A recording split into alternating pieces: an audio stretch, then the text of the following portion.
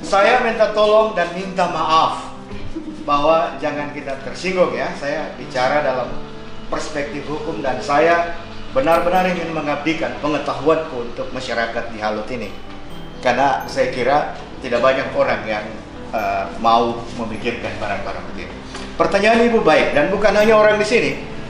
Pertanyaan ini juga adalah pertanyaan orang Eropa, bahwa mereka berharap di summer nanti, musim panas, corona ini akan berkurang karena panas. Nah, itu informasi pengetahuan umum yang belum tentu benar, karena belum ada fakta. Ya, bahwa cara berpikir mengapa cap tikus dipakai, saya bisa mengerti. Pemahamannya begini. Dalam dunia mikrobiologi, untuk membersihkan agar tidak terjadi kontaminasi dengan beberapa kuman, kita orang memakai etanol 70%. Ingat, etanol itu alkohol. Alkohol ini macam-macam. Ada metanol, ada etanol, ada gliserol, ya, ada propanol. Ini sama, alkohol. Al-al itu suci, termasuk Alkitab, Al-Quran itu suci juga. Tapi alkohol sehingga disebut air suci, pencuci hama, alkohol. Ya.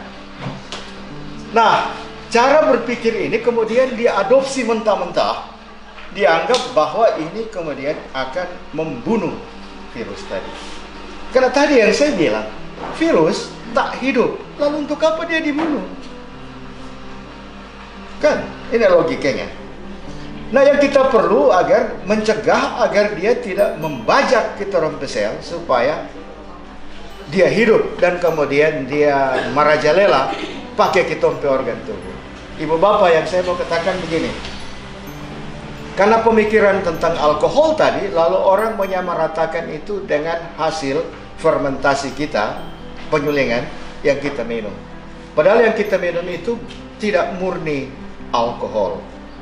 Hanya paling yang orang bilang dari kepala itu barangkali cuma 40%. Sementara etanol untuk membunuh kuman, bakteri, itu 70%. Tapi kalau ibu dan bapak minum yang 70%, ya bisa mati. 40% baru setengah mati.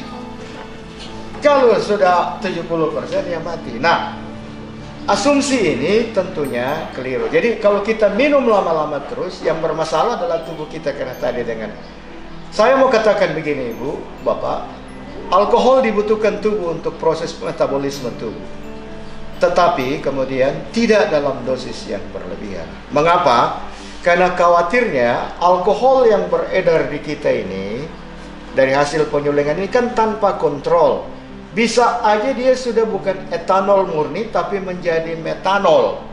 Nah, metanol itulah yang kalau orang minum, tompe mata langsung kabur dan bermasalah dengan retina mata pada kebutaan. Itu saja. Yang pertama, bahwa alkohol tidak membunuh virus.